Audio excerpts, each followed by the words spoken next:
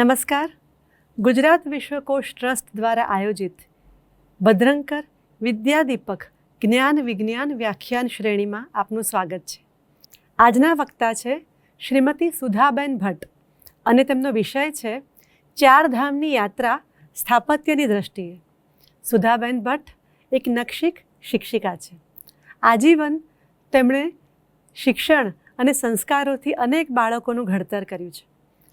તેમણે ગુજરાતી અને અંગ્રેજી વિષય સાથે બોમ્બે યુનિવર્સિટીમાંથી MA અભ્યાસ કર્યો. ત્યારબાદ ગુજરાત યુનિવર્સિટીમાંથી BEdનો અભ્યાસ કર્યો. ત્યારબાદ તેમણે અમદાવાદની ભવન્સ કોલેજ, ધોળકાની કોલેજ અને અમદાવાદ શારદા મંદિર સ્કૂલમાં શૈક્ષણિક સેવા આપી. આની સાથે સાથે કલાના તેઓ ખાસ પારખું છે. વિવિધ કલા સંસ્થાઓમાં તેમણે સેવા આપી, અનેક કાર્યક્રમોના સંચાલન કર્યા અને અમદાવાદ દૂરદર્શન અને આકાશવાણીમાંથી એમના અનેક કાર્યક્રમો કર્યા. અનેક કલા અને નૃત્યના કાર્યક્રમોમાં તેમણે સુંદર સંચાલન કર્યું છે. હાલમાં તેઓ ગુજરાત વિશ્વકોશ ટ્રસ્ટ સાથે જોડાયેલા છે. એમની આ સેવાઓને બિરદાવવા અમદાવાદ મ્યુનિસિપલ કોર્પોરેશને તેમને સર્જનશીલા એવોર્ડથી બિરદાવ્યા છે. તો ચાલો સાંભળીએ ચારધામની યાત્રા સ્થાપત્યની દ્રષ્ટિએ સુધાબેન ભટ્ટ. નમસ્કાર. કેમ છો મિત્રો? સૌને કુશળતા ઈચ્છું છું, કારણ કે સ્વસ્થ હોઈશું ને તો જ ચારધામ યાત્રાએ નીકળી શકાશે, બરાબર ને? મિત્રો, યાત્રા, જાત્રા, પ્રવાસ, ટ્રીપ, ટૂર અને અન્ય વૈકલ્પિક શબ્દોને આપણે એક જ લાકડીએ હાંકતા હોઈએ છીએ. લૌકિક રીતે જોઈએ તો જાત્રા શબ્દ ધાર્મિક પ્રવાસ માટે વપરાય છે. તો પૂર્વ ભારતમાં જાત્રા નામના લોકનાટ્ય પણ હોય છે. ખેર, યાત્રા શબ્દ તો બહુઆયામી પ્રકૃતિ ધરાવે છે. અનેક રીતે એ શબ્દ લોકો વાપરે છે. સ્થાપત્યની દ્રષ્ટિએ ચારધામ યાત્રાનો સંકલ્પ આપણે કર્યો જ છે. તો નક્કી કરીએ ને કયા ચારધામ જવાના છીએ આપણે. જુઓ, દેશની દ્રષ્ટિએ વાત કરીએ તો મોટી ચારધામ યાત્રામાં પૂર્વ કિનારે જગન્નાથપુરી, પશ્ચિમ કિનારે દ્વારકા અને સોમનાથ, ઉત્તરે હિમાલયમાં બદ્રી કેદાર અને દક્ષિણે ફરી પાછા દરિયે રામેશ્વરમનો સમાવેશ થાય. જ્યારે છોટી ચારધામ યાત્રામાં ઉત્તરાખંડના બદ્રીનાથ, કેદારનાથ, ગંગોત્રી અને યમનોત્રીની ઝાંખી થાય. આ ચારધામનું મહત્ત્વ ચોમેર પ્રસરેલું છે. અને બીજી એક વાત કહું કે આપણા શબ્દકોશમાં આંકડાનું આવર્તન જોવા મળે છે. આ ચારધામ જોયું ને તમે, એમાં 4 આવે છે ધામની સાથે. તો શબ્દો સાથેના સંયોજનો કેવા હોય છે? ચારધામ, 12 જ્યોતિર્લિંગ, નવરાત્રિ, વિજયાદશમી, ત્રિમૂર્તિ, ત્રિભંગ, ચતુર્ભુજ, 24 તીર્થંકર, 64 જોગણી, નવગ્રહ, એકલિંગજી, અષ્ટવિનાયક ઇત્યાદિ. આ પ્રકારની યાત્રાઓમાં ઈષ્ટદેવ પ્રત્યેની આસ્થા, નૈસર્ગિક સૌંદર્ય ઉપરાંત કળાના અનેકવિધ પ્રકારો, સ્થાપત્ય, શિલ્પ, ચિત્ર વગેરેનો તાદૃશ અનુભવ પ્રાપ્ત કરવાની ઝંખના આપણને હોય છે ને. આજે દેશના ચારે દિશાએ સ્થિત મુખ્ય ચારધામને મનોજગતમાં કલ્પનાને સહારે જીવંત કરીએ અને એના કલા જગતમાં પહોંચી જઈએ અને થઈએ તૈયાર. નોંધપોથીમાં આગોતરા તૈયારીના ટાંચણ અને કળા નિરીક્ષણના માંડણ કરવા માટે પંચેન્દ્રિયને કરી દઈએ સતેજ. એક વાત ખબર છે? હિમાલયની ગિરિકંદરાઓમાંથી આવતા ઝરણા ઉછળતા કૂદતા દોડ્યા આવે. દેશની ત્રણેય બાજુએ મોજામાં પોતાનો જીવને પરોવીને ઉછળતા દરિયાને એ સ્પર્શે એ ઝરણા અને પછી વરાળ થઈને ઊંચે જાય, વનરાજી સાથે ગોષ્ઠી કરે, ઠંડી થઈ જાય પાછી અને પાછી વારી રૂપે દરિયાને ભેટી પડે. આ ઋતુચક્ર કુદરતી કમાલ છે. હું તો વારી જાઉં એની ઉપર. તો આપણો ક્રમ છે પૂર્વનો દરિયો એટલે જગન્નાથપુરી, પછી પશ્ચિમનો દરિયો એટલે દ્વારકા, ત્યારબાદ હિમાલય એટલે બદ્રી કેદાર અને વળી છેલ્લે હિમથી સાગર એટલે ખબર ને, સમજ્યા ને? એટલે હિમાલયથી નીકળીને સીધા રામેશ્વરમ. ચાલો જગન્નાથપુરીની યાત્રાએ જઈશું, અને તે પણ કેવી? સ્થાપત્યને લગતી યાત્રા. ભારતના 4 બિંદુઓને સાંકળીને આદિ શંકરાચાર્ય હિન્દુ વિચારસરણીવાળા પરંપરાગત મંદિરોની પવિત્ર 4 ધામ યાત્રા અને અદ્વૈત પરંપરાની ઘોષણા કરેલી. એ મંદિરોમાં વિવિધ તરાહો ભળી જતા એનું આપણે સ્વાગત પણ કરેલું. મિત્રો, શંકરાચાર્યજીનું જે આમાં પોતાનું કૌશલ્ય છે, કૌવત છે, એક હિંમત છે, તે અહીંયા બતાવે છે કે કોઈ પણ પ્રકારના દેવી દેવતા કે ભગવાનના નામોના આપણે કોઈ પણ પ્રકારના ઝઘડા ક્યારેય કરવાના નથી. હા, બને ત્યાં સુધી એને આપણે એક કરવાની કોશિશ કરીએ છીએ. તો જોઈએ, પૂર્વે બંગાળના અખાતમાં દળદાર વિશાળ જગન્નાથજીના મંદિરના પાય પખાડે છે. એ જગન્નાથપુરીનું મંદિર પરિસર જ 37,000 વર્ગ મીટરનું છે. 6.1 મીટર ઊંચી કિલ્લેબંધીવાળી દિવાલ છે, અને એનું નામ છે મેઘનદા પચેરી. મંદિર ફરતે અન્ય દિવાલ છે કે જે અંદર પડતી પણ છે અને બહાર પડતી પણ છે, તો તેનું નામ છે કુર્મભેદ. એ અંદરની દિવાલ સાથે સંલગ્ન છે. અને શું કહું કે જગન્નાથપુરીના પરિસરની અંદર પણ મુખ્ય મંદિર ઉપરાંત અન્ય અનેક મંદિરો છે અને અનેક તીર્થસ્થળો. મિત્રો, તીર્થસ્થળો એટલે એવું નહીં કે મંદિરો જ હોય, ત્યાં તો પવિત્ર જળકુંડ હોય. સ્થપતિઓએ આને એક જુદું જ નામ આપ્યું છે. એ જળકુંડ એટલે શું કે ત્યાં પહોંચો, તમે સ્વચ્છ થાવ, તમે સ્વસ્થ થાવ, અને પછી પ્રભુના આંગણામાં પ્રવેશ કરો, અને સૌથી પહેલાં એના રવેશની અંદર તમે પ્રવેશ કરો. તો આ જે જગન્નાથજીનું મંદિર છે એની કઈ સ્થાપત્ય કળા છે? એની સ્થાપત્ય કળા અને મૂર્તિકળાની શૈલી છે કલિંગ વાસ્તુકળા. એના શિલ્પોમાં તરલતા છે, એના શિલ્પોમાં સમૃદ્ધિ પણ છે. એનું મુખ્ય મંદિર જે છે, હા, તમને હમણાં જ કહ્યું કે અનેક મંદિરો છે, એમાંનું જે મુખ્ય મંદિર છે એની ઊંચાઈ કેટલી છે કહું? 65.47 મીટર. આ જગન્નાથજી એ કેવા દેવતા છે? જીવંત અને જીવતી પરંપરાને સાચવી રાખતા આ મંદિરના આ દેવતા કેટલાય સમયથી, વર્ષોથી, 11મી સદીથી એ ભક્તોને લાભ આપી રહ્યા છે. એમની રથયાત્રાનો, રથયાત્રા વિશે કોને ન ખબર હોય?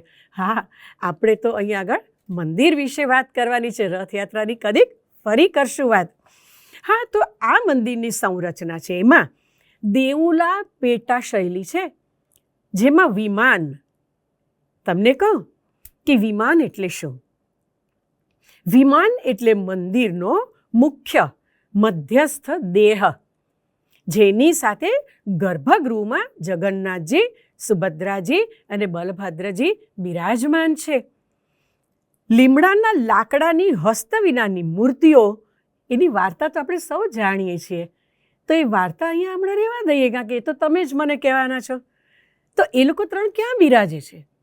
એ ત્રણેયની રત્નવેદી છે, એમના મોતીના સિંહાસન છે. અહીંયા એક વાત ચોક્કસ તમને કેવી ગમશે કે સ્થાપત્યની સાથે મંદિરની આંતરિક કળા, શિલ્પો, ચિત્રો, આ બધું જ સંલગ્ન જ હોય, એટલે એને આપણે છૂટા ન પાડી શકીએ. તો સાથે સાથે સુદર્શન ચક્ર, મદન મોહન ઇત્યાદિ દેવ ત્યાં બિરાજે છે. હવે દ્વાપર યુગમાં સૌ પ્રથમ આ દેવોની ઝાંખી થયેલી. તો પછી રેખા દેઉલા શૈલીમાં એનું આ મંદિરની મુખશાલા છે, એટલે કે સન્મુખ વરંડો છે. કેટલાક ખાસ શબ્દો છે દરેક ભાષાના, એ જાણવું ગમે. પછી છે જગમોહન, એટલે કે નટમંડપ, કે જેમાં દર્શક નૃત્ય અને નાટ્યને માણે છે. એ પછી છે ભોગ મંડપ. એ તો ખબર જ પડે કે પ્રસાદનો મંડપ છે, કક્ષ છે. મંદિરનું દ્વાર કેવું છે? રંગબેરંગી છે. એ દ્વાર પીઠ પણ કહેવાય છે. અને ત્યાં આગળ સ્તંભો છે. એ સ્તંભોની ઉપર દ્વારપાળ જય અને વિજય સૌનું ધ્યાન રાખતા બેઠા છે. જુઓ, ભગવાન આપણું ધ્યાન રાખતા ગર્ભગૃહમાં બિરાજે છે, પણ એમનું ધ્યાન રાખવા માટે દ્વારપાળ કેવા આગળ ઊભા છે. એમને ચિંતા છે ભગવાનની. આ મંદિરને 4 દ્વારો છે. એમાંનું એક મુખ્ય જે સિંહ દ્વાર છે, બંને બાજુએ એક એક સિંહ બેઠેલા છે, જેની વિશાળ પ્રતિમા છે. એવી વિકરાળ પ્રતિમા છે, પણ છતાં એ દ્વાર જ એવું છે કે જેમાંથી રથયાત્રા પસાર થાય છે. આ દ્વાર સન્મુખ આ મંદિરનો એક અગત્યનો હિસ્સો છે.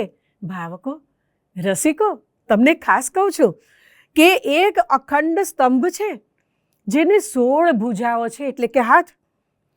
એને અરુણ સ્તંભ પણ કહે છે. એ સ્તંભની ઉપર એના શિરે સૂર્ય અને એના સારથી બંને બિરાજે છે.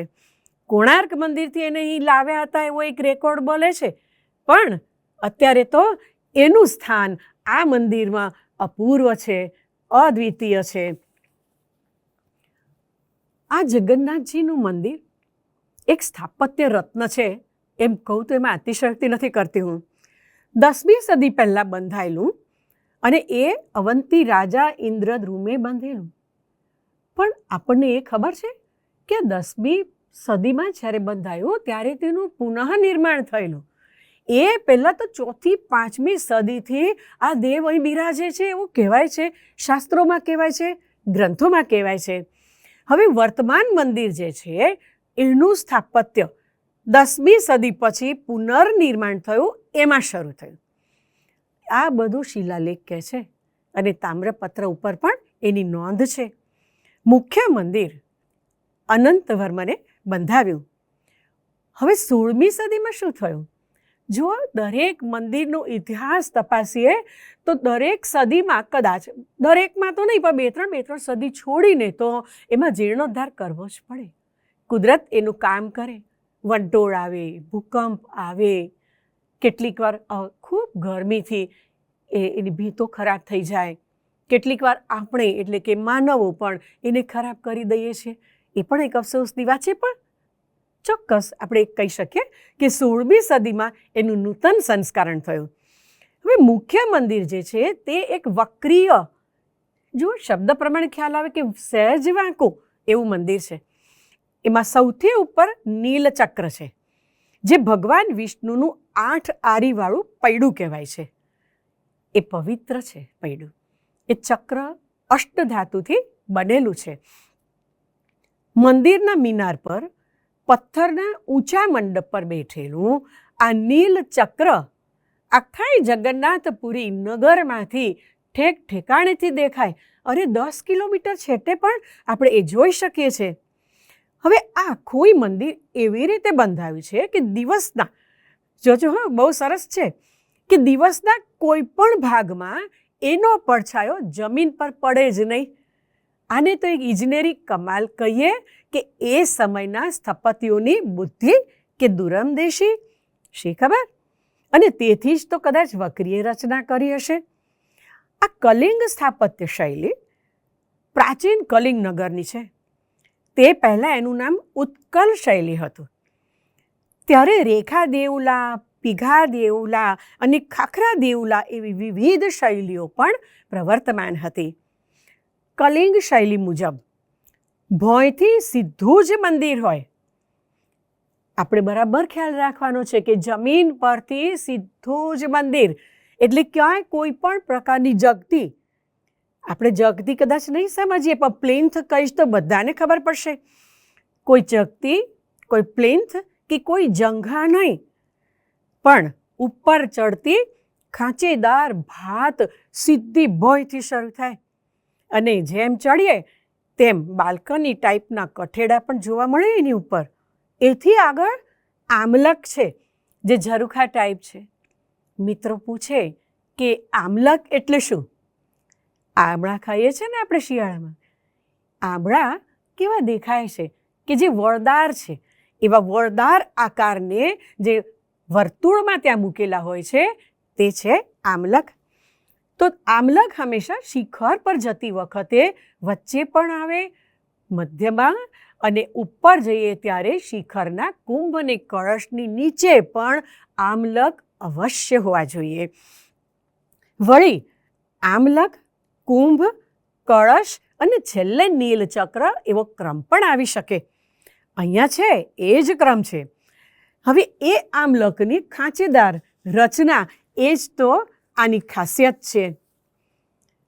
આ મુખ્ય મંદિર છે ને મિત્રો, એની ચોકોર પિરામિડ આકારના સફેદ શિખરોવાળા પહાડની શ્રેણી જેવા બહારી ભીત પર ઝરૂખા અને અંકન ધરાવતા, મિનાર ધરાવતા, સીડીઓ ધરાવતા અન્ય મંદિરો છે. એટલે કે જગન્નાથપુરીના મુખ્ય મંદિરની આસપાસના મંદિરો એક સંકુલ બનાવે છે. અને પછી તો જુઓ, આને જોઉં કે આને જોઉં એમ એવી ભાષા લોકોના મોં પર આવે કે વાહ, એવો ઉદ્ગાર નીકળે નહીં તો જ નવાય. હવે સ્તંભના લેવલ પર જગન્નાથજી બિરાજમાન છે. હમણાં જે આપણે સ્તંભની વાત કરીને, તો જ્યાં અંદર નિજ ગૃહમાં જગન્નાથજી બિરાજમાન છે, સુભદ્રાજી છે, બલભદ્ર છે, તો એની એક સીધી રેખામાં પેલો સ્તંભ છે. એને જ બાજુમાં એક નવો કોરિડોર. હવે તો આપણે શબ્દો સમજતા થઈ ગયા છે કે હેરિટેજ કોરિડોર એવું બનાવ્યું છે. એ પરિક્રમા માર્ગ છે અને બધેથી પ્રાચીન અને મોટું સુંદર મંદિર દેખાયા કરે એવી એમાં ગોઠવણ છે. કિલ્લા જેવી અને કિલ્લાના બુરજ જેવી દિવાલો પણ છે અહીં, જે જૂની છે, સાચવીને રાખી છે. હેરિટેજ છે ને. મંદિર ભીતર પ્રત્યેક વિભાગ કલાત્મક નકશી કોતરણીથી યુક્ત છે. વિષ્ણુના સ્વરૂપો છે, અસંખ્ય શિલ્પો છે, દેવી દેવતાના, અપ્સરાના, ફૂલો અને પાન અને અન્ય વેલ ને બધાથી શૃંગારિત એવા શિલ્પો અહીં છે. અષાઢી બીજની યાત્રાની વાતો આપણે હમણાં જ કહી, પણ હવે એક વાત ફરીથી કહું અહીંયા કે જ્યાં આ મંદિરનું શિખર દેખાય છે ત્યાં ઊંચી, તમે કહેશો કે ધ્વજની વાત કેમ ના આવી હજી સુધી? પણ છે હજી તો મિત્રો, ધ્વજ છે. પણ ધ્વજની એક ખાસિયત છે કે એ ધ્વજ દિવસના મંદિરથી સમુદ્ર તરફ ફરકે છે અને સાંજે પાછળ સમુદ્રથી ગામ તરફ ફરકે છે. આ પવનની દિશા કે જે કારણ છે. પણ એક બીજી એક વાત ખૂબ અગત્યની, અને એ વાતને માટે જવાબદાર છે સ્થાપત્ય, એટલે કે આ મંદિરની બાંધણી, એની દિવાલો અને એના બુરજ. કઈ ખાસિયત છે એ? અરે ભાઈ, સમુદ્રનો રવ એટલે કે એના મોજાનો મીઠો મીઠો અવાજ એ મંદિરની અંદર ન સંભળાય, ભાવકોને, ભક્તોને ખલેલ ન પહોંચાડે ને કદાચ ભગવાન પણ ઊંઘમાંથી જાગી ન જાય એટલા માટે એ મંદિરમાં ન સંભળાય એવી સંરચના કરવામાં આવી છે. અહીં એક બીજું મને કેવું ગમશે કે જગન્નાથજીની વિશાળ આંખો આખા જગતને સરખી રીતે જોવા માટે જ ખુલ્લી રહે છે મિત્રો. ચલો મિત્રો, આપણે બંગાળના ઉપસાગર પાસેથી તો નીકળ્યા, હા, પૂર્વમાંથી નીકળ્યા. હવે જશું ને પશ્ચિમ તરફ, આપણા ગુજરાતમાં, જ્યાં દ્વારકાધીશની ધજા ફરકે છે. દ્વારકાધીશ આ મંદિર, એને લોકો જગત મંદિર પણ કહે છે. આખા જગતનું ધ્યાન રાખે છે આ મંદિર. અને ફરીથી શંકરાચાર્યજીનો ઉલ્લેખ તો મારે કરવો જ પડે. આ જગત મંદિરમાં, આ નિજ મંદિરમાં શંકરાચાર્યજી આવીને રોકાયેલા. એમની વાતને આગળ વધારીએ, પણ સાથે એવું હું ચોક્કસ કહીશ કે વહેલામાં વહેલું 200 BCE એટલે કે આપણી સદી પહેલાં આ મંદિરની સ્થાપના થઈ હતી. અને 10મી સદી પહેલાં તો એનું અસ્તિત્વ લોકજીભે ચડી ગયેલું હતું. 15મી અને 16મી સદીથી લઈને 19મી સદી સુધીમાં અનેક વાર આ મંદિરનો પણ જીર્ણોદ્ધાર કર્યો. શા માટે કરવું પડે છે? કારણ કે ન ફક્ત આપણે એને કોઈ નુકસાન વાતાવરણને લીધે થાય કે ભૂકંપ આવે, પણ આપણા દેશમાં પરધર્મી આક્રમણકારોની પણ બોલબાલા એ સમય રહી છે અને એવા નુકસાન પણ આપણા મંદિરોને થયા છે. આમ અનેકવાર જ્યારે જીર્ણોદ્ધાર થયા છે, પણ 2500 વર્ષો પહેલાં શ્રી કૃષ્ણના પ્રપૌત્ર વજ્રનાભ દ્વારા આ મંદિરની રચના થઈ હોવાનું પણ કહેવાય છે. ફરીથી આદિ શંકરાચાર્યજીને યાદ કરીને કહું તો એમણે 8મી સદીમાં અહીંયા મુલાકાત લીધી. એનું એક સ્મારક પણ આ મંદિરની બાજુમાં જ છે અને એનું નામ છે શારદા પીઠ. હવે એક બહુ રસપ્રદ વાત છે. તમને થશે કે આ દ્વારકાની વાત કરતાં કરતાં દક્ષિણ ભારતની કેમ વાત કરે છે? પણ દક્ષિણ ભારતમાં તમિલ ભાષામાં સાહિત્યનો એક ગ્રંથ છે જેની અંદર દિવ્ય દેશમ નામની એક વાત કરવામાં આવી છે કે એ દિવ્ય દેશમમાં 108 મંદિરો કયા કયા છે એની યાદી આપવામાં આવી છે. એમાં આપણું દ્વારકાધીશનું મંદિર 98મું સ્થાન ધરાવે છે.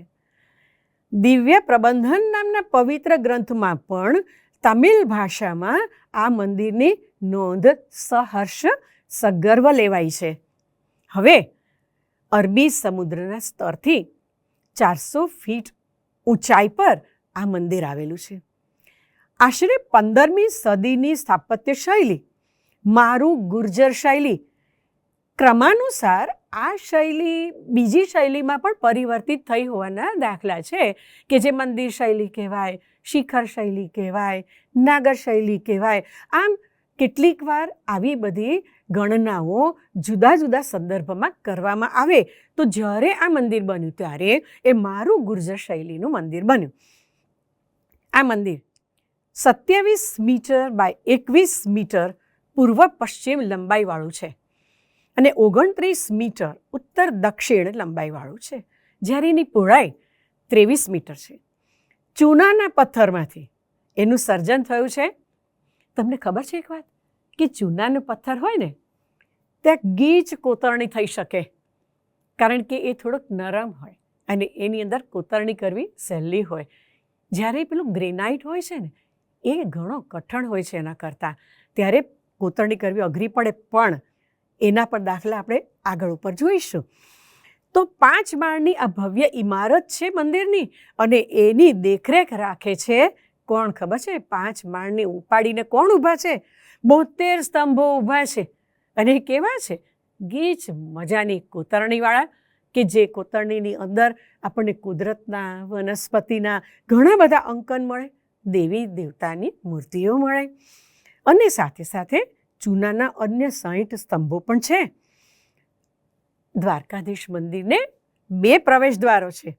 એક છે મુખ્ય અને એનું નામ છે મોક્ષ દ્વાર. નિર્ગમન માટે એટલે આપણે તો એક્ઝિટ સમજીએ છીએ એટલે કહું છું. નિર્ગમનને માટે એક બીજું દ્વાર છે જે પાછળ ગોમતી તરફ પડે છે. એને 56 સોપાન છે. એ ઉતરીને જઈએ અને એ દ્વારનું નામ છે સ્વર્ગદ્વાર. ગોમતી નદીમાં ઉતરીને ભાવકો મજાની ડૂબકી લગાવે છે અને એમાં જ જો આગળ વધુ ડૂબકી લગાવીએ તો કદાચ પેલી 6 વાર નહીં દ્વારકા નગરી દરિયામાં ડૂબી ગઈ હતી એના કોઈ અંશો દેખાય. જોઈએ એવું કંઈ બને છે કે નહીં? તો આ મંદિરનું શિખર 78 મીટર ઊંચું છે. 10 કિલોમીટર દૂરથી એનાય દર્શન થાય છે. 15 મીટરનો એનો ધ્વજ છે મિત્રો, અને તેની ઉપર સૂર્ય અને ચંદ્ર આંકેલા છે. વારંવાર ધ્વજની બદલી થાય છે અને ભાવકો ઘણીવાર શોભાયાત્રા કાઢીને ધ્વજ ચડાવવા પણ આવે છે ને. એવું કહેવાય છે સૂર્ય ચંદ્રનું અસ્તિત્વ રહેશે ત્યાં સુધી આપણા એ શ્રી કૃષ્ણ ભગવાનનું પણ અસ્તિત્વ રહેશે.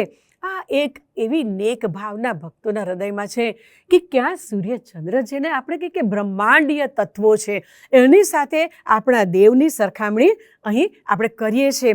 અને ભારતના સપ્તસુરી નામના મંદિરો છે એની અંદર પણ આ મંદિરનો ઉલ્લેખ છે. હવે આ મંદિર જ્યારે નાની ટેકરી ઉપર સ્થિત છે ત્યારે પગથિયા તો જોઈએ ને 50 છે. અતિશય શિલ્પોથી, શૃંગારિત શિલ્પોથી ગર્ભગૃહને અને કૃષ્ણ રણછોડરાયની મુખ્ય મૂર્તિને આપણે અહીંયા આગળ શણગારવામાં આવી છે.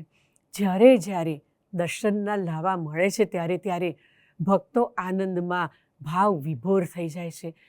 સમયનું ધ્યાન ન રહે અને હા, ખાસ એમનો તહેવાર જન્માષ્ટમીનો આવે અને જો આપણે પ્રત્યક્ષ આ મંદિર ન જોયું હોય તો હવે તો આટલી સરસ સગવડો થઈ ગઈ છે કે આપણે ટીવી પર પણ જ્યારે જોઈએ ત્યારે એની ગર્ભગૃહની આપણી જે કોઈ કોતરણી છે સોનેરી અને રૂપેરી પતરા ઉપરની એ આપણે ઝીણવટભરી કોતરણીને જોઈ શકીએ છીએ. તમને ખબર છે અમેરિકાનો વર્લ્ડ એમેઝિંગ પ્લેસનો ખિતાબ 2021માં આ મંદિરને મળ્યો છે. વિશ્વને ચકિત કરી દે એવી આ ઇમારત છે. ઘણા બધા શિલાલેખો છે અને ગોમતી કાંઠે મહાભારત કાળમાં આ કૃષ્ણની રાજધાની રહી ચૂક્યું છે. અને હા, કૃષ્ણએ રૂકમિણી સાથે વિવાહ પણ અહીં જ કરેલા. કહેવાય છે કે શ્રી કૃષ્ણની મૂર્તિ ચુંબકીય છે. એનામાં લોખંડની વસ્તુઓને તાણી લેવાની, ખેંચી લેવાની તાકાત છે. 15મી સદીમાં થઈ ગયેલા આચાર્ય વલ્ભાચાર્યજીની પરિભાષા મુજબ, એમની ફિલોસોફી મુજબ શુદ્ધાદ્વૈત આ સમૃદ્ધ મંદિર અનોખું મંદિર છે જેમાં આવીને આચાર્યજીએ પણ આરાધના કરેલી. એક એવો સંદર્ભ બીજો છે આપણા સૌના મનમાં. આપ સૌ જાણો છો કે જ્યારે મીરાબાઈ મેવાડથી નીકળી ગયા, મેવાડ અને રાજસ્થાન સોસરવી યાત્રા કરી અને જુદા જુદા રાજ્યોમાં થઈને મીરાબાઈ પસાર થયા, ભક્ત કવયિત્રી, સંત કવયિત્રી પસાર થયા. છેવટે તેઓ દ્વારકા આવીને થંભ્યા. અહીંયા આવીને ગોવિંદો ગોવિંદો પ્રાણ અમારો રે, મને જગ લાગ્યો ખારો રે ગાતા ગાતા શ્રી કૃષ્ણની આ જ મૂર્તિમાં તેઓ અંતર્ધાન થઈ ગયા. કહેવાય છે કે એમના સાળુનો, એમની ચૂંદડીનો એક ભાગ બહાર પણ દેખાયો. હા, આપણે આ બધી કથાઓમાં ન પડીએ પણ સાહિત્યની વાત કરીએ તો 12મી સદીના તમિલ કવિ સંતોએ પણ કવયત્રી મીરાબાઈની નોંધ આવી જ રીતે લીધી છે. આપણા નરસિંહ મહેતાએ તો રૂમઝૂમ કરતાં કરતાં વાત કરી કે ગોવિંદો કેવો છે, કે ગોવિંદો નાચે છે અને એના પગે ઘૂઘરડી બાજે છે, હે ને? તો એ બધો જ ઉલ્લેખ સાહિત્યનો આપણને અહીંયા મળે અને આપણું મન ભર્યું ભર્યું થઈ જાય, બાગ બાગ થઈ જાય. હવે આ દ્વારકા છે, આપણને બધાને ખબર છે કે દ્વારકા જેવા અન્ય મંદિરો પણ છે. તો એક બહુ સરસ બીજી વિભાવના તમને કહું. પંચદ્વારકા એવો એક શબ્દ છે કે જેમાં આપણું આ જગત મંદિર છે એ સિવાય બેટ દ્વારકા છે, શ્રીનાથજી છે, ડાકોરજી છે અને કાંકરોળી છે. કુલ 5 મંદિરોનો એક સમૂહ ભક્તોમાં બહુ જ વિખ્યાત છે. અન્ય અનેક દેવી દેવતાઓની વાત અહીં દ્વારકામાં પણ છે. 6 વાર દરિયામાં સમાધિ લીધી છે આ શહેરે. અને ભારતના પુરાતત્વ ખાતાએ લીધેલી નોંધ મુજબ આ મંદિર 1200 વર્ષ પુરાણું પ્રાચીન સોનાની દ્વારકા છે જે પ્રસિદ્ધ હતું અને અનેક આક્રમણકારીઓની ઝીંક ઝીલીને હજી પણ એવું ને એવું ટટ્ટાર ઊભું છે. દ્વાર સહિત ગર્ભગૃહ અને મંડપ એક સળંગ કલાકૃતિ બને છે. એમાં સ્થાપત્યનો મહિમા અંકાયો છે. હવે વળી પાછા આપણે આદિ શંકરાચાર્યજીને યાદ કરીએ. કેમ? કારણ કે આપણે દ્વારકાની સાથે સૌરાષ્ટ્રમાં જ આવેલા, દરિયા કિનારે જ આવેલા સોમનાથની પણ વાત કરીશું કે જે જ્યોતિર્લિંગ છે.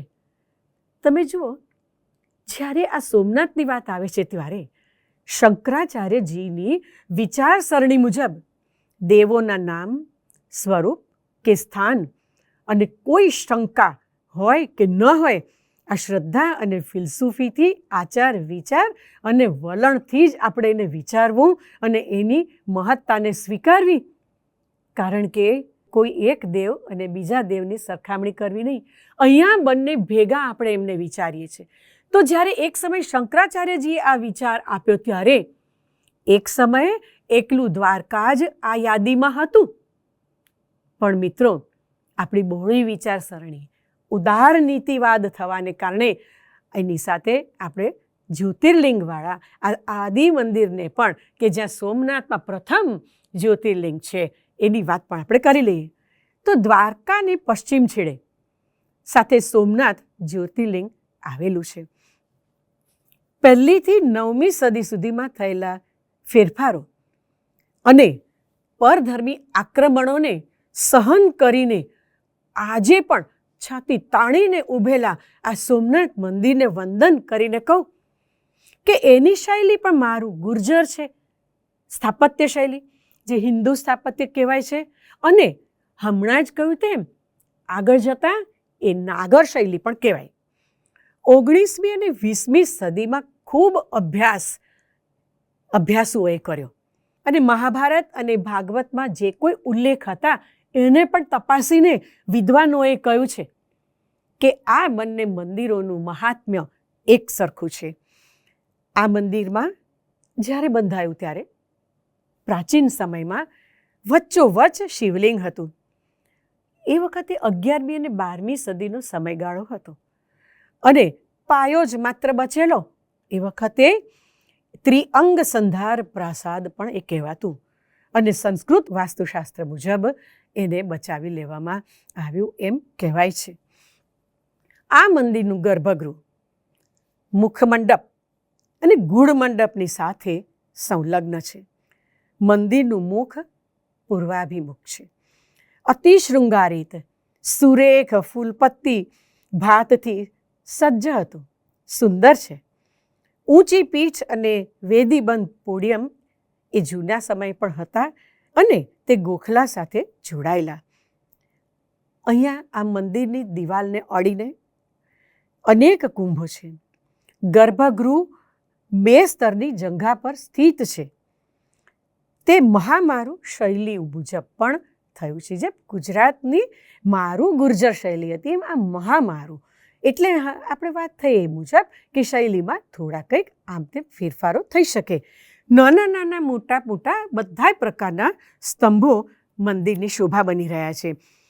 ઊંચી ગુણવત્તાવાળું જે કલાકર્મ છે તે પણ નોંધનીય છે.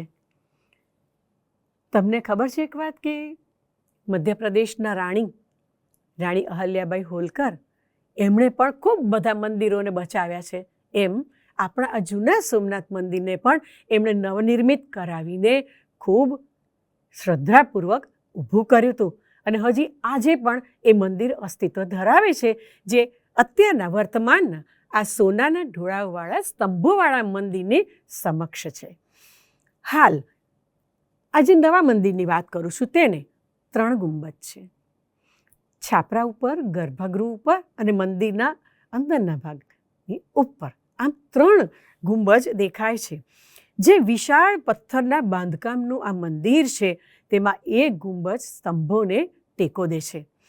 આધુનિક ગીચ નકશી, કોતરણી, સુવર્ણ આચ્છાદિત સ્તંભો, 2 સ્તરનું મંદિર, સ્તંભદાર મંડપ, આ બધું જ 212 રિલીફ પેનલ્સ પર ઊભું છે. હવે રિલીફ પેનલ્સ એટલે કે જે પેનલ એટલે કે છજા, એની ઉપર રિલીફ વર્ક એટલે કે ઉપસેલા સ્થાપત્યો અને શિલ્પો ત્યાં કોતરવામાં આવ્યા છે. તે રિલીફ. ગર્ભગૃહની ઉપર 8.2 મીટરનો ધ્વજ ફરફરે છે. હવે એક બીજો મત એવો છે કે જૂનું મંદિર સોલંકી શૈલીનું પણ છે. એ નાગર આર્કિટેક્ચર છે. પશ્ચિમ ભારતમાં વેસારા શૈલી પણ હતી. વેસારા એટલે શું? વેસારા શબ્દ આ નાગર શૈલીથી આગળ જ છે, એક જ પગલું આગળ. કે ભાઈ સરસ મજાની ગીચ કોતરણી તો હોય, પણ એ વેસારા શબ્દ જ્યારે આવે ત્યારે એ કોતરણી અત્યંત ઝીણી પાતળી, અનેક જગ્યાએ તો એટલી બધી ઝીણી કે ક્યાં તો આંખો ઝીણી કરીને જુઓ અને ક્યાં તો પછી સૂક્ષ્મદર્શક કાચ લઈને જુઓ. આ વેસારા શૈલીનો એક બીજો તમને વિનિયોગ થયેલો કહું. કર્ણાટક રાજ્યની અંદર ચિન્ના કેશવા મંદિરમાં આ વિસારા શૈલીનો ઉપયોગ થયેલો. હવે અત્યારે વર્તમાનમાં જે નૂતનતમ જૂની ઇમેજને સાચવી રખાય છે. હાલ આપણે સૌએ દર્શન કર્યા છે, ઘણા બધાએ કર્યા છે ને કદાચ મને આશા છે, મને શ્રદ્ધા છે કે હવે ફરી પાછા આટલી વાત આપણી વચ્ચે થઈ છે તો એના આધારે સોમનાથ જઈશું ને આપણે. તો આ જે નૂતનતમ નવી નવી ઇમેજ બધી કરવામાં આવી છે એમાં આખાય આજે ટ્રસ્ટની વાત કરું, સોમનાથ ટ્રસ્ટની, એટલું પ્રશંસનીય પગલું લેવાયું છે આ ટ્રસ્ટ તરફથી. એમના બધા હોદ્દેદારો એ લોકોએ ખૂબ ધ્યાન રાખ્યું છે. કયું તો કે જે કંઈ જૂની આકૃતિઓ હતી, જૂની મૂર્તિઓ હતી, જૂના શિલ્પો હતા, એને એમણે સાચવી રાખ્યા છે. ક્યાં બાત હે. અને એની બાજુમાં તો એક સરસ મજાનું મ્યુઝિયમ પણ છે કે જેમાં કેટલાક અંશો ત્યાં મૂકવામાં આવ્યા છે. એ ઐતિહાસિક કલાકર્મ, એ રિલીફ વર્ક, એ શિલ્પોને સાચવ્યાના ખૂબ સુંદર પ્રયત્નો આપણને દેખાય છે. મૂળ તાંડવ નટરાજ ભગ્ન અવસ્થામાં એ પણ અહીં છે. નંદી છે, મૂળ શિવ પાર્વતી પણ છે અને રામાયણના દ્રશ્યો સમૃદ્ધ નકશી કોતરણીની શાખ પૂરે છે. મિત્રો, સૂર્યની મૂર્તિ હાથમાં 2 કમળ લઈને ઊભી છે, બંને હાથમાં. તો માઉન્ટ આબુના લ્યુના વસાહી મંદિરની સમકક્ષ એવું આ મંદિર જરૂર આપણને નતમસ્તક કરી દેશે. મિત્રો, બેઉ દરિયાની પૂર્વ અને પશ્ચિમના ખારી હવા લઈને આવી ગયા છીએ. ક્યાં? અરે ઠંડી લાગે છે સારો ઢીલો. આપણે તો હિમાલયમાં આવ્યા છીએ અને બદ્રીનાથ આવ્યા છીએ. તમે કહેશો આટલી વારમાં? અરે કલ્પનાને તો પાંખું હોય ને. કોણ ના પાડે છે તમને કે મને ચલો આપણે સાથે જઈએ? તો પછી આ 2 સમુદ્રોના વાતાવરણથી છેક દૂર હિમાલય બદ્રીનારાયણ ઉત્તરાખંડમાં આપણે ચમોલી જિલ્લામાં અલગ અંદાજમાં બિરાજ્યા છે. બદ્રીનાથ ગામ પણ છે હો. અને વિષ્ણુ લક્ષ્મી કમલાસને બિરાજે ને ત્યારે બદ્રીનાથ અને બદ્રીદેવ કહેવાય. મંદિર સમક્ષ નર પર્વત છે અને પાછળ નારાયણ પર્વત છે જે નીલકંઠ શિખરને પછવાડે છે. વિષ્ણુ પુરાણ અને સ્કંદ પુરાણમાં આનો ઉલ્લેખ છે. આ 2 જણાએ થઈને અહીંયા આગળ લોકોને દર્શન દેવા માટે આ મંદિરની અને આગળ આપણે કેદારની વાત કરશું ને, એ કેદારની પણ વાત, એમાં નરનારાયણની જ વાત આવશે. ફરી પાછું પેલું 108 દિવ્ય દેશમનો ઉલ્લેખ કરું છું, જે ઉલ્લેખ આપણે કર્યો તો દ્વારકામાં. તો તમિલ ગ્રંથની અંદર આ બદ્રીનાથ મંદિરનો પણ ઉલ્લેખ છે કે જે 108 દિવ્ય દેશમમાં એનો સમાવેશ થાય છે. આ મંદિર કારણ કે હિમાલયમાં છે ને, એટલે 6 માસ દર્શન દે અને 6 માસ કપાટ બંધ. અને અત્યારે તો દર્શન ચાલુ છે, ચલો કપાટ પર ટકોરા દઈએ અને પહોંચીએ. તો મંદિર ક્યાં છે? અરે ગઢવાલ હિલ પર છે. ગઢવાલ હિલ પર એના ટ્રેકની ઉપર આ મંદિર છે કે જે 3133 મીટરની ઊંચાઈ પર છે. અલકનંદા ગંગામાં ભળી જાય ને, એ પેલી નટખટ અલકનંદાને તમને ખબર છે ને, કાકા સાહેબ કાલેલકરે કેટલી શબ્દોથી રમાડી છે અને નવાજી છે. એ અલકનંદા નદીને તીરે આ બદ્રીનાથ બિરાજ્યા છે. પણ ખૂબ આશ્ચર્યની વાત છે હો કે એમાં પૂજારીઓ કોણ છે? તમે મને કહેશો, પૂછશો તો દક્ષિણમાંથી કેરાલામાંથી આવે છે નામુદ્રી. તો નામુદ્રી પંથના શા માટે અહીંયા આવ્યા એનું કોઈ દેખીતું કારણ નથી. પણ જ્યારે વૈષ્ણવોના મંદિરની વાત થાય છે ત્યારે દક્ષિણ ભારતમાં એ લોકો ખૂબ ઉત્સુક રહે છે. તો મુખ્ય મૂર્તિ કેવી છે બદ્રીનાથજીની? તે 1 ફૂટની શ્યામલ ગ્રેનાઇટની બનેલી વિષ્ણુની મૂર્તિ છે. બદ્રી સ્વરૂપે છે. એને શાલિગ્રામ કહેવાય છે. મિત્રો, કૃષ્ણને શાલિગ્રામ બહુ પ્રિય હતું, જેનું સ્થાન બદ્રી વૃક્ષના સોનેરી છત્રની નીચે છે. બદ્રીજીના હાથમાં શંખ ચક્ર છે, બંને હાથમાં, અને બીજા બે હાથ, હા 4 હાથવાળા છે, હા, બીજા બે હાથ જાંઘ ઉપર ટેકવેલા છે, યોગ મુદ્રામાં છે અને પદ્માસનમાં છે. ગર્ભગૃહમાં લક્ષ્મીપતિ ભગવાનોની મૂર્તિઓ, અન્ય દેવોના 15 શિલ્પો પણ હજરા હજુર છે. વિષ્ણુ પત્ની લક્ષ્મી, નર નારાયણ ગરુડ વાહન, નવદુર્ગા આ ઇત્યાદિ સામેલ છે. અને દુર્ગાના તો 9 અવતાર અહીં છે. ઉપરાંત અન્ય નામ સાંભળીએ આપણે: ઘંટાકર્ણ, વેદાંત દેશિકા, નર નારાયણ, રામાનુજાચાર્ય, એ બધાની મૂર્તિઓ પણ અહીં છે. અને હા, દરેક શ્યામલ પાષાણની બનેલી છે. બીજું, મંદિરની નીચે તપ્તકુંડ છે કે જેમાં ગરમ અને ઠંડા પાણીના ઝરા છે, કે જેની મેડિસિનલ વેલ્યુ એટલે કે એ દવાની દ્રષ્ટિએ પણ, ચાકરીની દ્રષ્ટિએ પણ, ઉપાય કરવા માટે પણ એ પાણી ઘણું અગત્યનું છે. બંનેના નામ છે, 2 કુંડ છે, નારદ કુંડ અને સૂર્યકુંડ. મંદિરની સંરચના 3 ભાગમાં છે: ગર્ભગૃહ, દર્શન મંડપ અને સભા મંડપ. જુઓ, જ્યાં દેવી દેવતાના ગર્ભગૃહ હોય એના દર્શન મંડપ તો હોય જ ને, અને સભા મંડપ કેમ ન હોય ભલા? કારણ કે એમાં તો એમની ભક્તિ ચળવળો ચાલે, એમાં તો નૃત્ય હોય, એમાં તો નાટ્યની પ્રસ્તુતિ હોય. તો સભા મંડપ દરેક મંદિરમાં બહુ અગત્યનો મંડપ છે. ગર્ભગૃહ ઉપરનું છાપરું ત્રિકોણાકાર છે, જે 15 મીટર ઊંચું છે. એને નાનો ઘુમ્મટ છે, એની ઉપર સોનાના ઢોળ ચડાવેલા છાપરાથી એ આચ્છાદિત છે. મંદિર પ્રણાલી કરતાં અલગ પ્રકારના તરી આવતા આ મંદિરની ઇમારત બૌદ્ધ મંદિરને મળતી આવે છે. ઘેરા ચળકતા વિવિધ રંગો મંદિરની બહારની દિવાલે દેખાય છે. વૈદિક પીરિયડમાં આ જુદું જ સ્થાપત્ય ગણાયું. વાસ્તવમાં નવાઈ લાગશે મિત્રો, આ મંદિર જોઈને પહેલી દ્રષ્ટિએ થાય જ કે આવું મંદિર ન હોય તો પછી વાસ્તવમાં શું હતું? એ એક બૌદ્ધ મઠ હતો. અને એ બૌદ્ધ મઠને પણ મંદિરમાં ફેરવી દેવાનો શ્રેય આદિ શંકરાચાર્યજીને ફાળે જાય છે. આ ઇમારતના ઊંચા દાદરા છે. મુખ્ય પ્રવેશે કાષ્ઠકળાના દર્શન થાય. કમાનદાર દ્વાર, ભૂરા, લાલ, પીળા, કાળા, ઘેરા રંગોની છાયા છે. દ્વાર પર ગોખલા છે મિત્રો. કમાન ઉપર ડાબે જમણે ફૂલ અને વચ્ચે જાળી. બારીઓમાં જાળી, સ્તંભ, દેવી દેવતાની મૂર્તિઓ. મુખ્ય દ્વારને અડીને બંને બાજુ પરસાળો છે. સ્તંભ, કમાન, મદલ, અંદરની ભીંત ભૂરી છે, લાલ છે અને સોનેરી છે. વચ્ચે સોનેરી ઓમ પણ છે. અને 2 બારીની વચ્ચે 3 પ્રકારના કુંભ અને કળશ છે.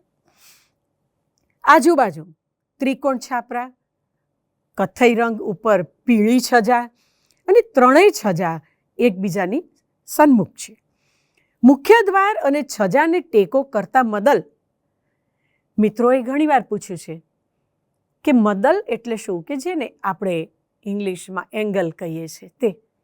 એ એંગલ છતની નીચેની દિવાલને અને ભીંતને, બેવ જણને કનેક્ટ કરે એટલે એક ક્રોસમાં દેખાય એટલે એંગલ કહેવાય. તો એ મદલ અહીંયા આગળ પણ છે, અનેક છે, કે જે છતને અને મૂળ દિવાલને ટેકો કરે છે. આજુબાજુ કમાનો પર બાલ્કની અને કઠેડા છે. અહીં નર નારાયણનું શિલ્પ છે. વૃક્ષ તળે બિરાજેલા, 6ઠ્ઠી સદીમાં પ્રભુને દિલ કુરબાન કરી દીધેલા. 1803માં ભયંકર ભૂકંપ આવેલો અને બાદમાં જયપુર નરેશે બંધાવેલું આ મંદિર બદ્રી એટલે કે ખજૂર વૃક્ષની નીચે હતું. વિષ્ણુ લક્ષ્મીએ ત્યાં આરામ ફરમાયો અને એટલા માટે એ બદ્રિકાશ્રમ કહેવાયો.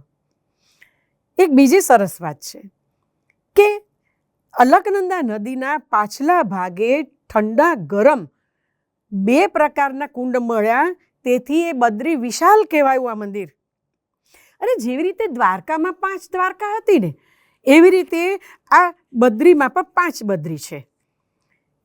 બદ્રી વિશાળ ઉપરાંત આદિ બદ્રી, વૃદ્ધ બદ્રી અને યોગ ધ્યાન બદ્રી ઉપરાંત ભાવિશા બદ્રી. તો પ્રિય મિત્રો, આપણને પ્રશ્ન થાય કે આ આટલા બધા ફેરફારના સમયમાં અત્યાર જેવું આપણું કોમ્યુનિકેશન ને બધું તો હતું નહીં, આ કઈ રીતે આ બધા ફેરફાર આવ્યા? અને એ સમયે આ ફેરફાર લાવતી વખતે આપણા જે મુખ્ય આદિ શંકરાચાર્યજીએ કેવા પગલાં લીધા હશે, એ બદ્રીનારાયણને કઈ રીતે એમણે અહીંયા સ્થાપિત કર્યા, તો એમનો એક આખો એક પ્રકલ્પ હતો, આપણે જેને પ્રોજેક્ટ કહીએ છીએ તે. તો કેટલી ઊંચી વિચારસરણી સાથે અને કેટલી ઊંડી ભાવના સાથે એમણે આ કામ કર્યું.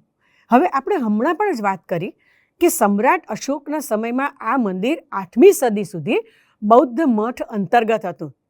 શંકરાચાર્યજીએ કદાચ એવું બને કે એ મઠનું કોઈ સુચારું સંચાલન નહીં થતું હોય, તો એ વખતે મઠને ઉગારવું તો પડે ને. આવી ધાર્મિક ભાવનાને કઈ આપણે એમને રેડાઈ દેવા જઈએ? તો એ હિન્દુ મઠમાં એમણે આ મઠને, બૌદ્ધ મઠને પરિવર્તિત કર્યું. જુઓ, નવા સમયમાં પણ આવી વાત કરીએ તો એ હિંમતની વાત કહેવાય. તો એ સમયે આવું કરી શકે શંકરાચાર્યજી. 9મી સદીમાં શંકરાચાર્યએ એને તીર્થ સ્થળ સ્વરૂપ આપ્યું અને એ અત્યારે એ જ સ્વરૂપે બલકે વધુ સુંદર થઈને આપણી સમક્ષ છે. આ સમયે શંકરાચાર્યજી અહીં આમાં સમય આપ્યો છે 814થી 820 CE દરમિયાન અહીંયા રહેલા. 6 મહિના આ જગ્યા રહ્યા પછી તેઓ બાકીનો સમય કેદારનાથમાં ગયા. હવે જુઓ, ફરી પાછા શંકરાચાર્યજીએ અહીંયા 2 મંદિરોને ભેગા કર્યા છે, બદ્રીનારાયણ અને કેદારનાથ. જેમ આપણે દ્વારકા અને સોમનાથમાં જોયું કે જ્યાં આગળ કૃષ્ણ અથવા તો વિષ્ણુ અને શિવજી મળે છે, તો અહીંયા આગળ પણ વિષ્ણુ અને શિવજી મળે છે. સરસ સંયોગ છે ખરો. આ 2 મંદિરો એકમેકના પૂરક બની ગયા અને જુદા તો પડાય જ નહીં ને. તેમને શાલિગ્રામ મૂર્તિ અલકનંદામાંથી મળેલી. પરમાર રાજવંશીય મંદિરને બોલંદા બદ્રીનાથ કહ્યું. કેમ? કારણ કે જાણે કે બદ્રીનાથ જે બોલતા હોય એવું લાગતું હતું. હવે બદ્રીનાથ મંદિરને અન્ય શીર્ષકો પણ મળ્યા. બદ્રીશ્વરા પારાયણ, ગઢરાજ મહી મહેન્દ્ર, ધર્મવિભય, ધર્મરક્ષક.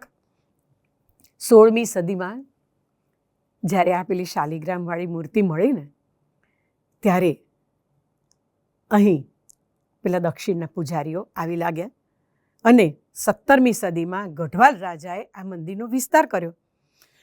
બૌદ્ધ અને હિન્દુ બંને વચ્ચે અકલ્પનીય જે સમજૂતી થઈ, એને કારણે આ ધર્મો જોડાયા અને માનવ જન્મ સાર્થક કરે એવી વાત બની. તો ધર્મો સામંજસ્ય માટે છે એવું બોધ છે, વૈમનસ્ય માટે નહીં. એકબીજાને સાચવે, ઓથ આપે એ જ આશય. અને એકલું ધર્મ નહીં, એનું સ્થાપત્ય પણ એવું હોય કે જે વિશ્વ શાંતિનો પૈગામ ચોમેર ફેલાવે. બદ્રીનાથની સાથે જ્યારે કેદારનાથની વાત કરીએ છીએ ત્યારે આપણે કેદારનાથના આ શિવલિંગ વિશે પણ જાણીએ. શંકરાચાર્યજી અહીં 5.5 વર્ષ રહ્યા. એમના પ્રતાપે તો આ 2 મંદિરો ભેગા થયા. તો 8મી સદી પછીનું ઉત્તરાખંડ કેદારનાથ દરિયાઈ સ્તરથી 3583 મીટર ઊંચે છે. કેદારનાથનો અર્થ થાય છે ખેતરોના રાજા. ગુપ્ત કાશીમાંથી તો નંદી મળેલા. કેવો આકાર છે મુખ્ય શિવલિંગનો? તો કહે છે કે એ ત્રિકોણ છે અને એની ઉપર માનવાકૃતિ પણ છે. નાનો સ્તંભ છે એ ખંડમાં, એ મંદિર સમક્ષ. ત્યાં નંદી પણ છે, હોવા જ જોઈએ, શિવલિંગ છે. તો એ નંદીનું મોઢું એવું કહેવાય છે, આ દંતકથા છે, એવું કહેવાય છે કે એમનું મોઢું તો પશુપતિનાથમાં, નેપાળમાં છે. અહીં એમની પૂંછ અને એમનું પૂંછડું દેખાય છે અને અહીંથી પ્રવેશેલા એવું પણ કહેવાય છે. તો જ્યારે આ મંદિરની વાત કરી છે ત્યારે બીજા 2 મુદ્દા મારે કહેવા જોઈએ. આ મંદિરની પાછળ શંકરાચાર્યજીની સમાધિ છે અને ત્યાં જ સહેજ જ દૂર ગાંધી સરોવર દેખાય છે, જે બહુ જ મોટા ગ્લેશિયર એટલે કે હિમખંડની નીચે છે. જેમ દ્વારકા, જેમ બદ્રી, તેમ અહીંયા કેદારમાં પણ અન્ય 4 કેદાર છે. તો મુખ્ય ઉપરાંત તુંગનાથ, જ્યાં પ્રભુના હાથ છે, રુદ્રનાથ, જ્યાં પ્રભુનું મુખ છે, મધ્ય મહેશ્વર, જ્યાં નાભી અથવા પેટ છે, કલ્પેશ્વરમાં વાળ છે. તો મુખ્ય કેદાર અતિ અલંકૃત ન હોવા છતાં મુખ્ય પ્રવેશ દ્વારે ગોખલા, નાના શિલ્પો, નાની બારી, ઋષિમુનિઓના શિલ્પો અચૂક જોવા મળે. દ્વાર ઉપર કઠેડે વર્તુળાકાર ભૌમિતિક ભાત જોવા મળે. શિખર પર ગોખલા છે, દેવી દેવતાની સ્થાપના છે એની ઉપર. અને એની પાછળ જે શિખર દેખાય છે તે શું છે? તો કે આગળ છે એ મંડપ છે અને પાછળ ઉત્તરાખંડ શૈલીનું શિખરાકાર મંદિર છે, જે લંબચોરસ વિશાળ પથ્થરો થકી શંકરાચાર્ય ચણાવ્યું, જ્યોતિર્લિંગની સ્થાપના કરી. આ મંદિરને પણ જગતી, જંગા કે પ્લિન્થ નથી, એ સીધે સીધું ભોંય પરથી જ ઊભું કરેલું છે. એ શિખરાકારે છે. શિખર ઉપર પણ પથ્થર, કુંભ અને કળશ જોવા મળે. આદિ શંકરાચાર્યજી જેવા ધર્મ ધુરંધરોએ હકારાત્મક રીતે ધર્મ પ્રચાર કર્યો. સમાજ, ભક્તિ, ધર્મ, કળાને ધ્યાને રાખીને ફિલોસોફી મુજબ સૌ મંદિરોમાં શાંતિથી સુપેરે પૂજા અર્ચના થાય એવી વ્યવસ્થા એમણે કરી. અને એવા એમના નેક ઇરાદાને કારણે આટલા બધા મંદિરો આજ સુધી ટકી રહ્યા છે. અને એમની જે આખી પીઠિકા હતી એ પણ હજુ અદ્વૈત પરંપરાથી ચાલુ જ રહી છે. જો મિત્રો, આપણે હિમાલય આવી પહોંચ્યા છીએ. હવે તમને ખબર છે કે હિન્દ મહાસાગરને તટે આવેલા રામેશ્વરમાં આપણે જવાનું છે. તો ભલા હિમાલયથી રામેશ્વર કાંઈ એમને એમ પહોંચી જવાય? આપણે પકડીએ ને હિમસાગર એક્સપ્રેસ, પણ આપણે બધાનું બુકિંગ કરાવવાનું બાકી છે. તો એક કામ કરીએ, અત્યારે આપણે એટલો સમય લઈએ કે બુકિંગ કરાવીએ, જવાની તૈયારી કરીએ. કારણ કે મહાકાય મંદિર છે. કયું? રામેશ્વરમનું, કે જેની અંદર પહેલેથી શંકરાચાર્યજીનો જે વિચાર પાછળથી થયો એ પહેલેથી વૈષ્ણવ અને શૈવ બંને પરંપરા ચાલે છે. અને ત્યાં કાંઈ પાર નથી સુંદર સ્થાપત્યનો, શિલ્પોનો. અને એને મળવા જવું છે આપણે. તો ચાલો મિત્રો, હવે થોડોક વિરામ લઈશું અને પછીની તૈયારી કરીને થોડા જ સમયમાં મળીએ. નમસ્કાર. 4 ધામની યાત્રા સ્થાપત્યની દ્રષ્ટિએ આ સુંદર વિષય સાથે શ્રીમતી સુધાબેન ભટ્ટે આપણને આપણો ભારતનો વારસો, આપણો ધર્મ, આપણી કલા એની સુંદર રીતે ઓળખાણ કરાવી. અને સુંદર વક્તવ્ય બદલ ગુજરાત વિશ્વકોશ ટ્રસ્ટ દ્વારા એમનો આભાર માનું છું.